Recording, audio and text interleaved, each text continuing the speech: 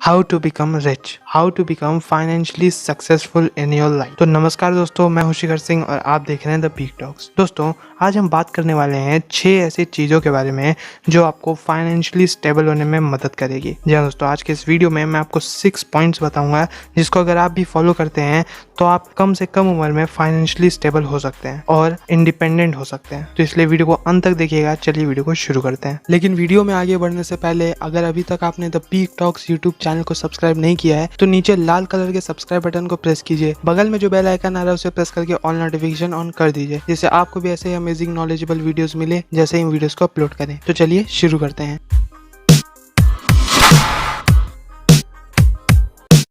Number 1, investment करने से ना डरें। तो गाइज, कई लोग ऐसे होते हैं जो इन्वेस्टमेंट करने से डरते हैं, यानी रिस्क उठाने से डरते हैं। और कई लोग तो ये सोचते सोचते ही बिता देते हैं कि कुछ बड़ा अमाउंट हो तो इन्वेस्ट करेंगे। तो वो बड़ा अमाउंट ज़रूरी नहीं कि आप बड़ा ही अमाउंट इन्वेस्ट करें, छोटे से शुरू करेंगे, छोटे छोटे रिस्क लेंगे तो बड़ा रिस्क अपने आप लेकर सक्सेसफुल हो सकते हैं। और रिस्क लेने से मेरा मतलब ये नहीं है कि कहीं पे भी पैसे अटका देना। रिस्क लेने से मेरा मतलब ये है कि कैलकुलेटेड रिस्क लेना, जो चीज़ सही है वहीं पे पैसा लगाना। और इन्वेस्टमेंट करने का फ़ायदा ये रहता है कि आपका जो मनी का वैल्यू है वो हरदम जितना प्रेजेंट टाइम में रहता है उतना ही रहता है। चलिए इसको एक एग्जाम्पल से पता करते हैं कि मैं कहना क्या चाह रहा हूँ। तो समझ लीजिए, अगर कोई इंसान आज से 20 साल पहले 5,000 रुपए अपने गुल्लक में रखता है और आज उसको गुल्लक को तोड़ता है और 5,000 रुपए निकालता है, तो क्या मनी का वैल्यू उतना ही है जो 20 साल पहले 5,000 रुपए थे?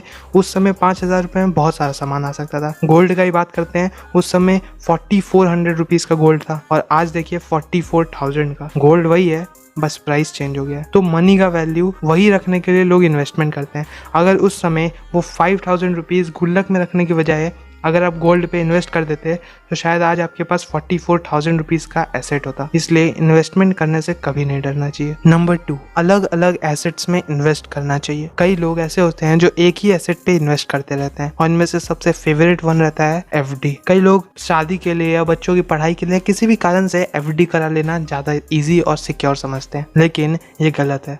आपने सारे पैसे एफडी यानी एक एसेट में इन्वेस्ट करने के बजाय अलग अलग एसेट्स में इन्वेस्ट करना चाहिए। मींस एफडी भी करा के रखो क्योंकि वो सेफ एंड सिक्योर है, लेकिन इन्वेस्टमेंट और भी एसेट्स में करने चाहिए क्योंकि वहां से आपको थोड़ा ज्यादा फायदा मिल सकता है। और सेफ एंड सिक्योर साइड के लिए एफडी तो है ही, तो इसीलिए अलग अलग एसेट्स पे इन्वेस्ट करना एक ज्यादा अच्छा ऑप्शन हो सकता है एक ही एसेट पे इन्वेस्ट करने से। नंबर 3, रिटायरमेंट प्लानिंग करनी जरूरी है। जी हाँ दोस्तों, रिटायरमेंट की प्लानिंग आपको स्टार्टिंग एज से ही करनी चाहिए क्योंकि सबको मालूम है कि एक दिन तो रिटायर होना ही है। तो सारे पैसे उड़ा देने से अच्छा है रिटायरमेंट के लिए थोड़े पैसे हर साल जमा करते रहें जो आपके रिटायरमेंट के बाद काम आए। कहीं इन्वेस्टमेंट करने से अच्छा इसका आप एफडी करा लीजिए, लेकिन रिटायरमेंट की प्लानिंग जरूरी है। और अगर आपको फाइनेंशियली स्टेबल बनना है तो रिटायरमेंट के लिए पैसे, रिटायरमेंट के बाद के लिए पैसे जरूर रखना चाहिए। नंबर 4, सही इंश्योरेंस चुनना। जी दोस्तों, अगर आपको फाइनेंशियली स्टेबल होना है तो आपको इंश्योरेंस सही चुनना पड़ेगा। हेल्थ इंश्योरेंस, लाइफ इंश्योरेंस, बहुत सारे टाइप्स के इंश्योरेंस होते हैं। और कई लोग होते हैं जो ये सोचते हैं कि इसमें क्या पैसा खराब करना, इंश्योरेंस लेके क्या फायदा होता है। नहीं, आपको इंश्योरेंस जरूर लेना चाहिए। अगर बाई चांस आप हेल्थ इंश्योरेंस नहीं लेते हैं और आपका हेल्थ में कोई प्रॉब्लम हो जाता है, आपकी तबीयत खराब हो जाती है, आप हॉस्पिटल जाते हैं और वहाँ पर होता ही है कि आपके लाखों रुपए खर्च हो रहे हैं। लेकिन अगर उसी जगह पे आपने हेल्थ इंश्योरेंस लिया है थोड़े प्रीमियम भर के, तो वो जो जितने भी पैसे आपने मेडिकल हॉस्पिटल्स में मेडिकल के लिए आपने खर्चा किया है वो सब आपको वापस मिल जाएगा। तो इसलिए इंश्योरेंस लेना बहुत ज़रूरी है।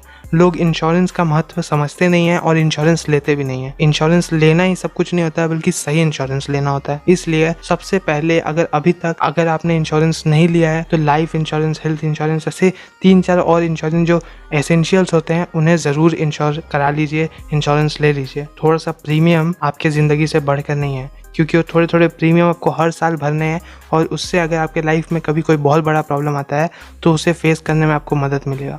इसलिए इंश्योरेंस लेना बहुत ज़रूरी है। नंबर 5, टैक्स बचाने पे ध्यान ना दे। कई लोग ऐसे होते हैं जो इन्वेस्टमेंट करते ही इसलिए हैं कि उस एसेट्स में ज़्यादा टैक्स बच रहा है या उस एसेट्स में हमें टैक्स देने का उतना ज़रूरत नहीं है, लेकिन ये गलत पॉलिसी है इन्वेस्टमेंट करने की। जब भी आप इन्वेस्टमेंट कर रहे हैं तो सबसे पहला आपका ध्यान होना चाहिए रिटर्न ऑन इन्वेस्टमेंट पे। फाइनेंशियल एडुकेशन बहुत इंपॉर्टेंट है, इसलिए कहा जाता है, क्योंकि कहा जाता है ना कि दुनिया का सारा पैसा अगर आप एक जगह इकट्ठा करके इक्वली बांट देंगे तो जिसका पैसा है उसके जेब में वापस चला ही जाएगा फाइनेंशियल एडुकेशन की वजह से, क्योंकि उसको मालूम है पैसे कैसे कमाने हैं।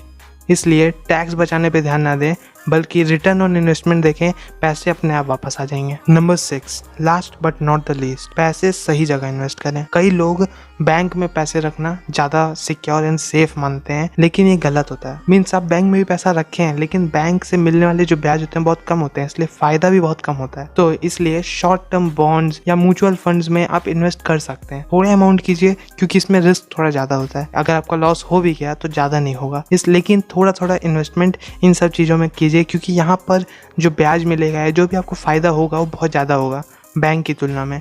इसलिए सही जगह इन्वेस्ट कीजिए। और जैसे कि अभी कुछ देर पहले ही मैंने कहा था कि रिस्क लेने से मेरा मतलब ये नहीं है कि अंधाधुंध पैसा कहीं पे भी डाल दें, बल्कि कैलकुलेटेड रिस्क लेना ज़्यादा सिक्योर होता है। इसलिए वही जगह इन्वेस्ट करें जहां पर आपके पैसे वापस आने के पूरे चांस हो, एटलीस्ट 90% चांस तो हो ही। इसलिए सही जगह इन्वेस्ट करना भी उतना ही ज़रूरी है जितना बाकी के 5 पॉइंट्स। तो गाइज यही कुछ 6 पॉइंट्स थे जो आपको फाइनेंशियली सक्सेसफुल या फाइनेंशियली स्टेबल होने में मदद कर सकती है। तो इन 6 पॉइंट्स को अपने लाइफ में ज़रूर इम्प्लीमेंट कीजिए, और जो फ़र्क हो वो हमें कमेंट सेक्शन में ज़रूर बताएं। अगर आपको मेरा काम पसंद आता है और किसी भी वजह से ये वीडियो पसंद आया तो हमारी वीडियो को लाइक ज़रूर कर दीजिएगा। और अगर चैनल में पहली बार आए हैं तो चैनल को सब्सक्राइब करके बगल में जो बेल आइकन आ रहा है उसे प्रेस करके ऑल नोटिफिकेशन ऑन कर दीजिए। और अगर अभी तक आपने हमारे सोशल मीडिया प्लेटफॉर्म पे हमें फॉलो नहीं किया है तो वहाँ पे भी हमें फॉलो कर लीजिए। वहाँ पे भी हम ऐसे ही अमेजिंग पोस्ट करते रहते हैं। तो चलिए आज के लिए बस इतना ही, फिर मिलता है एक नई वीडियो में।